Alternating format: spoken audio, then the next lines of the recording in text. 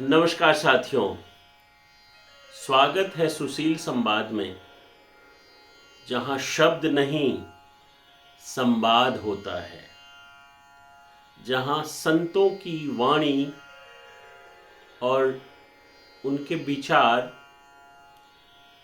आज के जीवन की सच्चाइयों से जुड़ती है। यहाँ हम प्रस्तुत करते हैं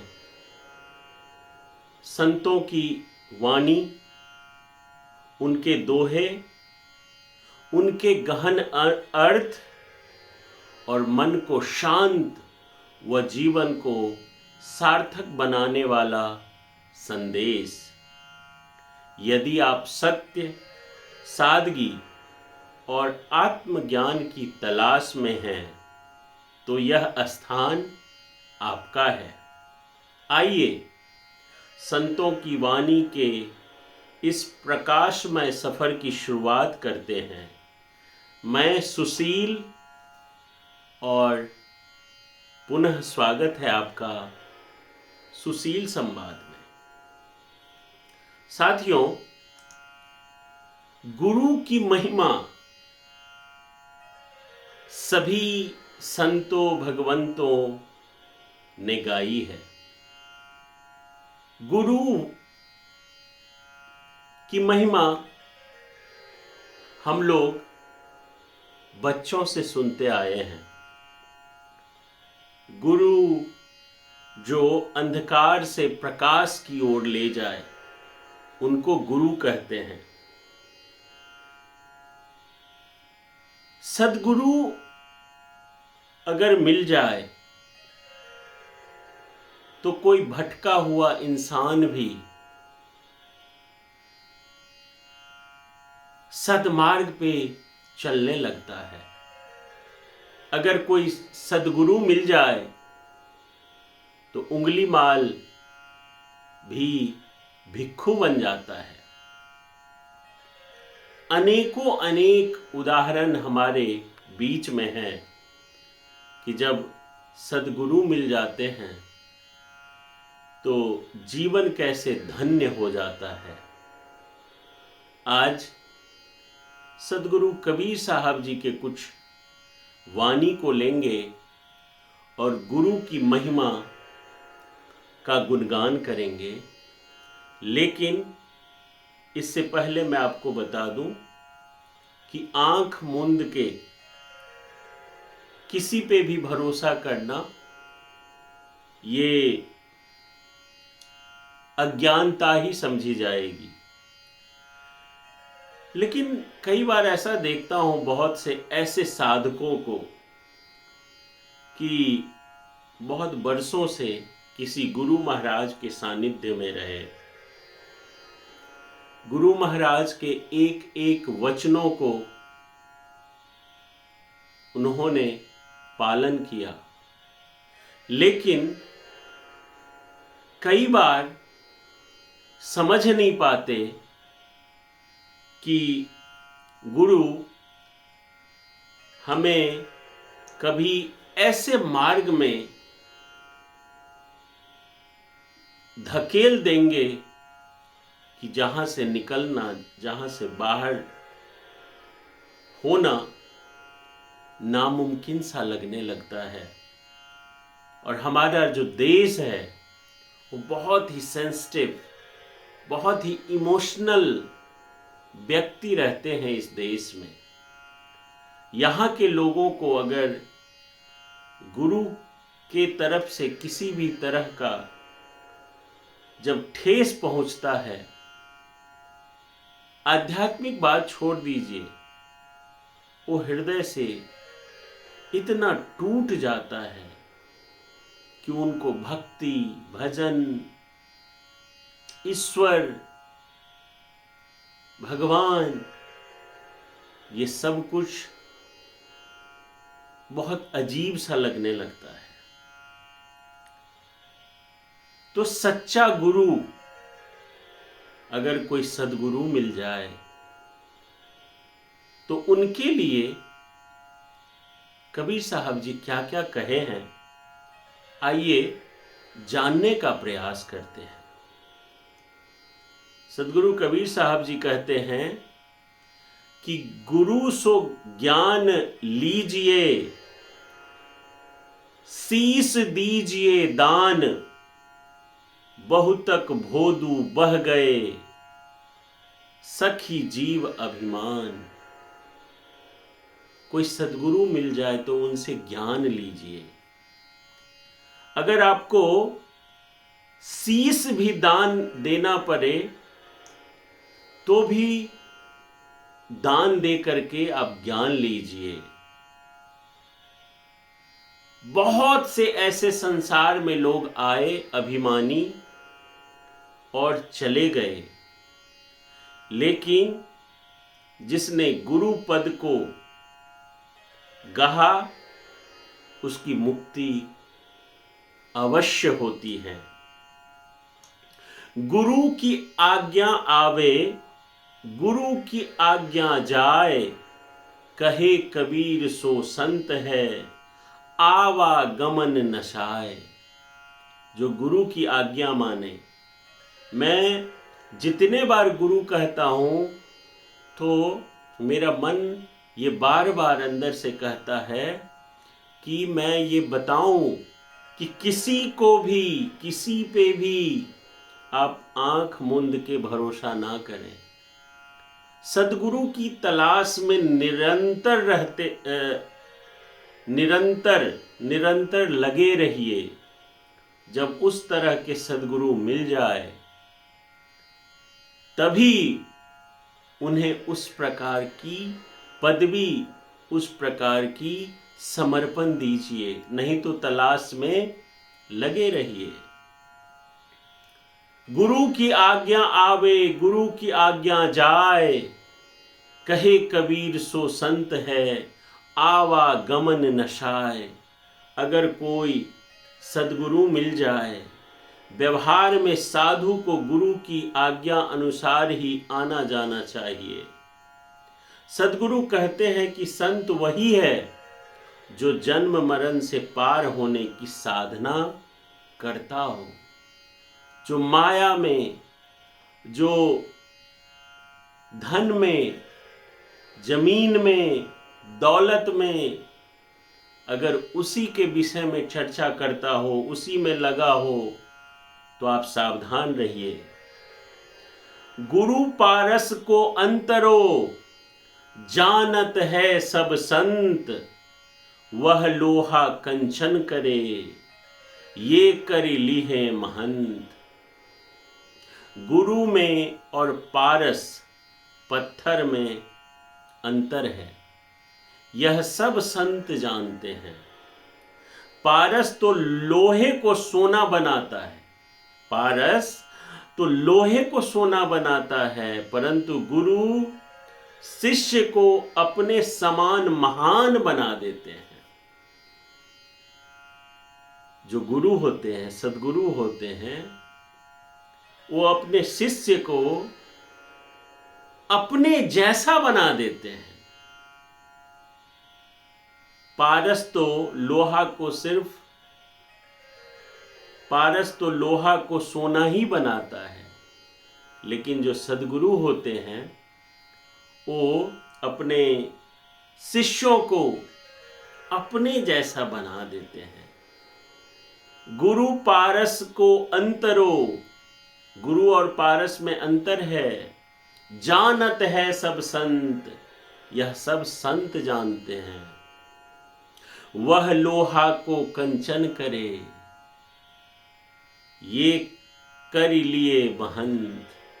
लेकिन जो सदगुरु होते हैं वो अपने शिष्य को अपने समान बना देते हैं। कितनी बड़ी बात है। कुमति कीच चेला भरा, गुरु ज्ञान जल होय, जन्म जन्म का मोर्चा, पल में डारे धोए। कुबुद्धि रूपी कीचड़ से शिष्य भरा है।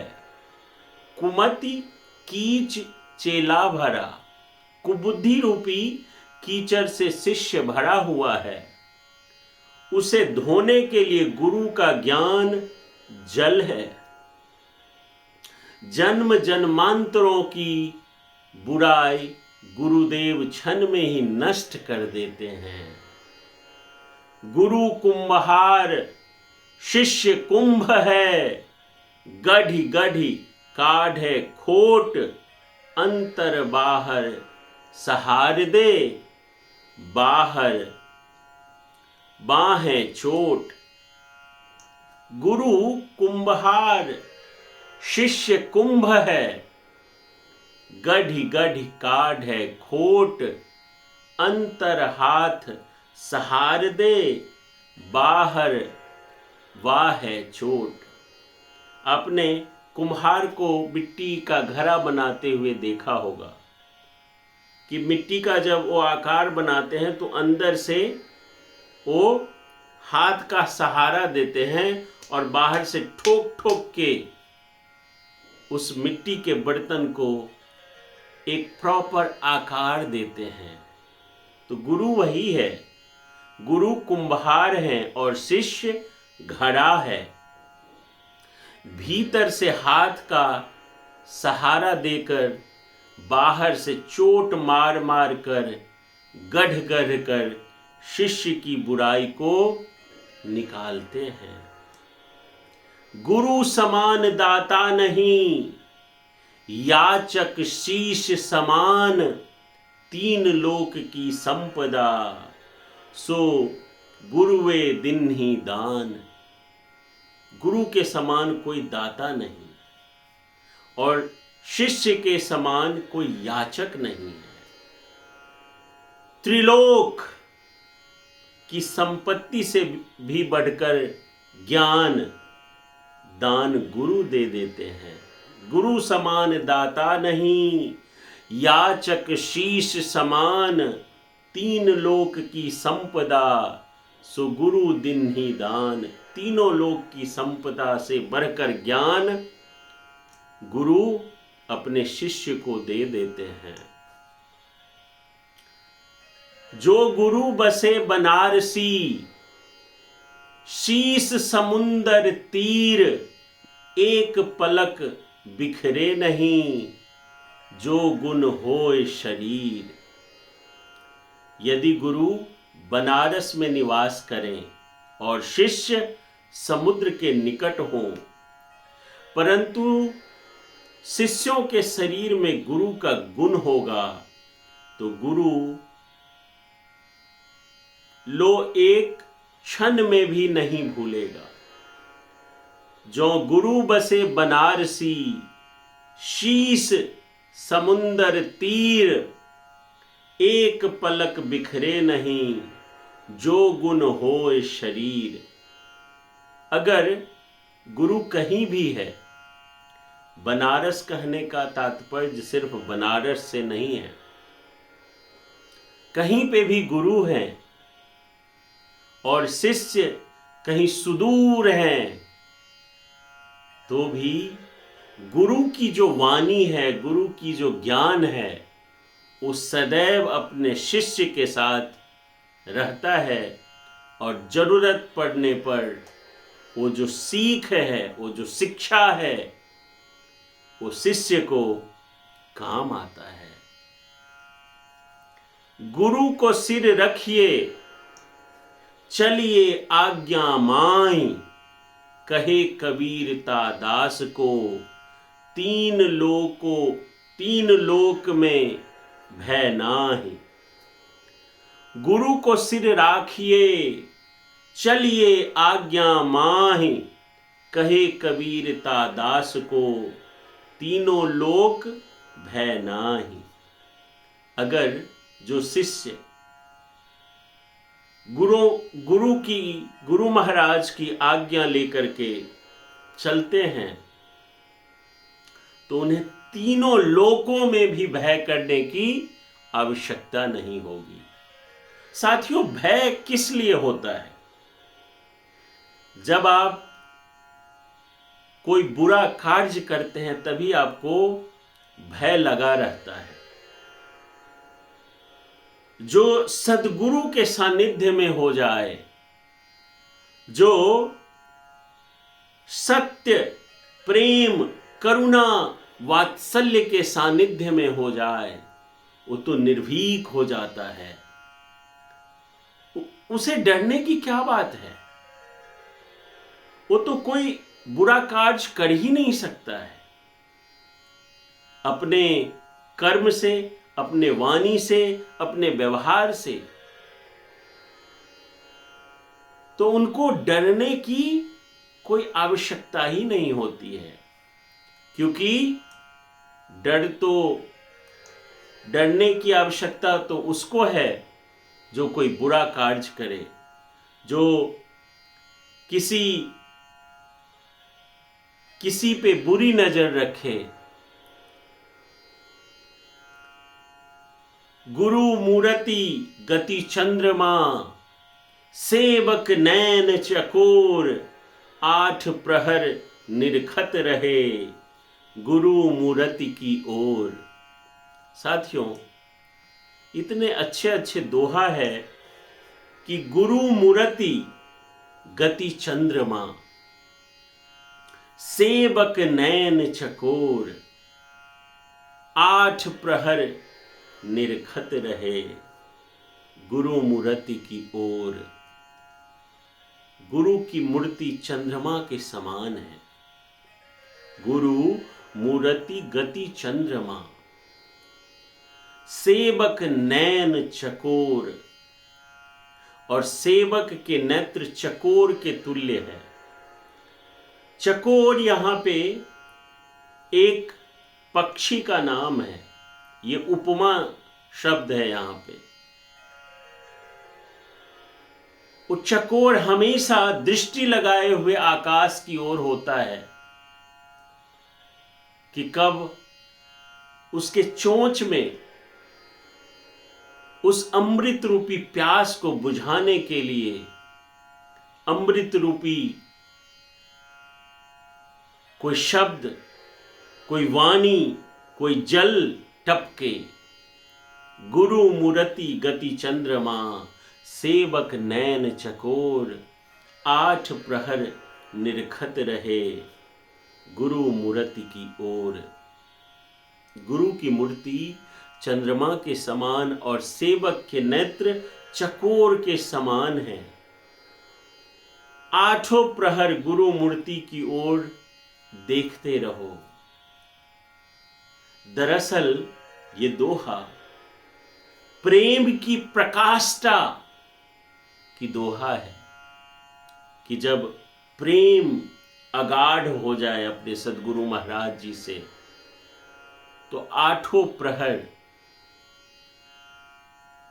हमारा जो ये 24 घंटे का जो दिन रात होता है, उसमें प्रहर होता है। जो संगीत के साधक होंगे उन्होंने पढ़ा होगा कि ये प्रथम प्रहर है, ये सायंकाल का प्रथम प्रहर है, ये द्वितीय प्रहर है, ये प्रातः काल का प्रथम प्रहर है, द्वितीय प्रहर है। तो 8 प्रहर उस गुरु महाराज के मूर्ति को निहारते रहना है। ऐसी भक्ति। हम लोग एक भजन गाते हैं कि प्रेम जब अनंत हो गया, रोम रोम संत हो गया। जब प्रेम अनंत हो जाएगा तो आपको रोम रोम संत हो गया। साथियों, कुछ भी करना नहीं पड़ता है।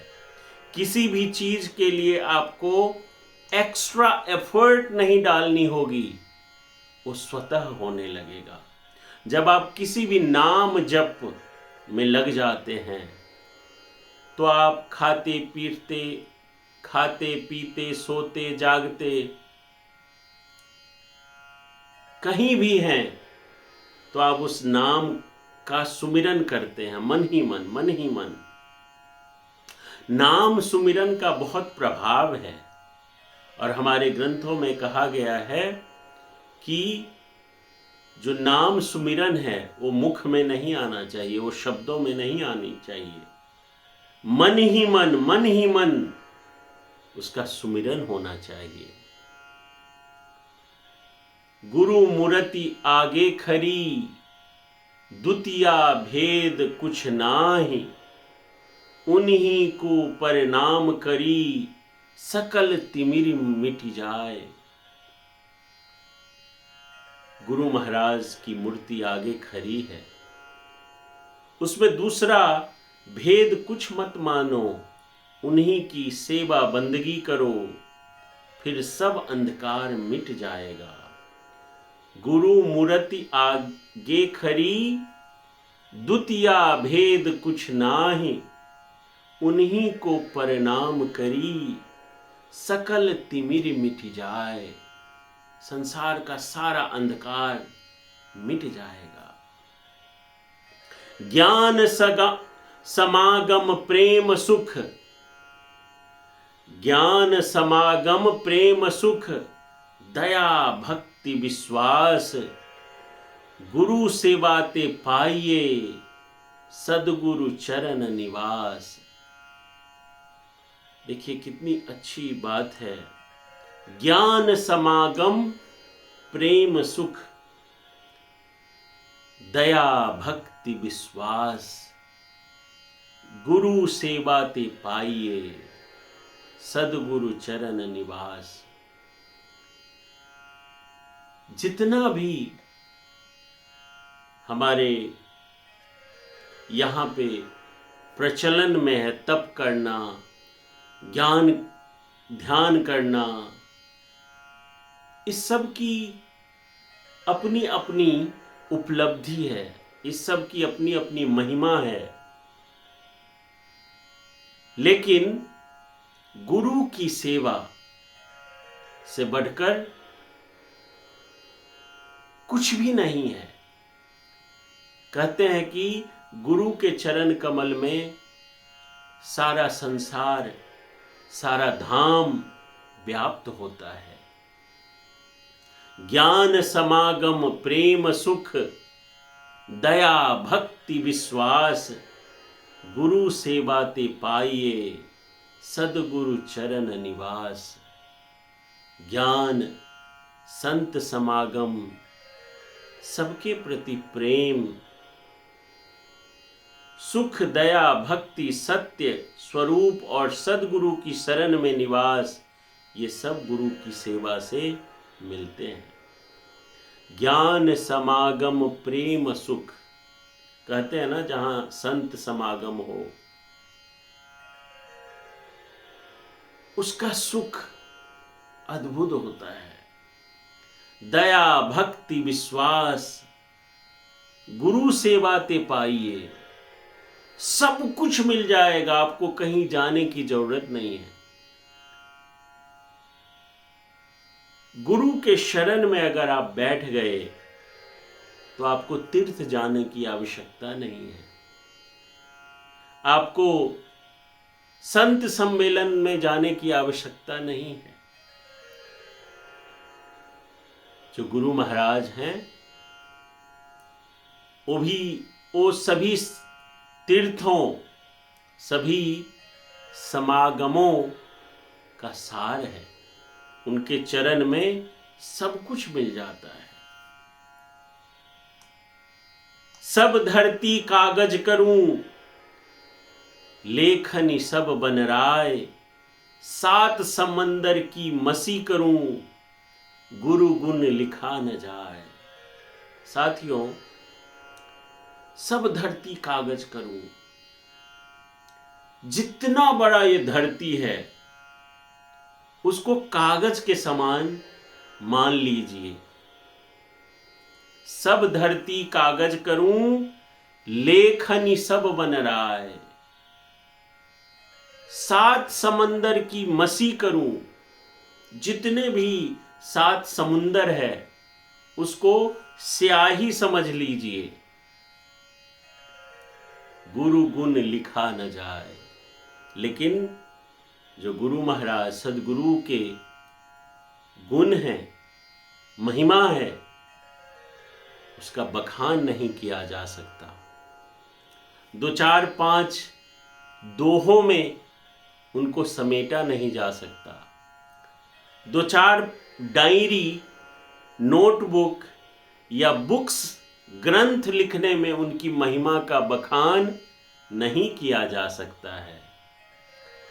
अगर पूरे संसार में जितनी भी धरती है और जितने समुद्र में पानी है, उस पानी को स्याही बना करके अगर गुरु महाराज की महिमा, उनके गुण को लिखा जाए, तब भी लिखा नहीं जा सकता। सब लोग बनरा जाएंगे। धरती सब कागज करूं, लेखनी सब बनराए, 7 समंदर की मसी करूं, गुरु गुण लिखा न जाए।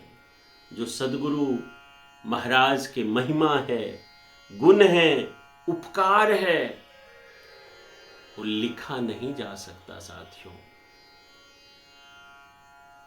कहने को तो बहुत कुछ है, जैसे इस दोहा में ही है कि सब धरती कागज करूं, लेखनी सब बनराए, 7 समंदर की मसी करूं, गुरु गुण लिखा न जाए।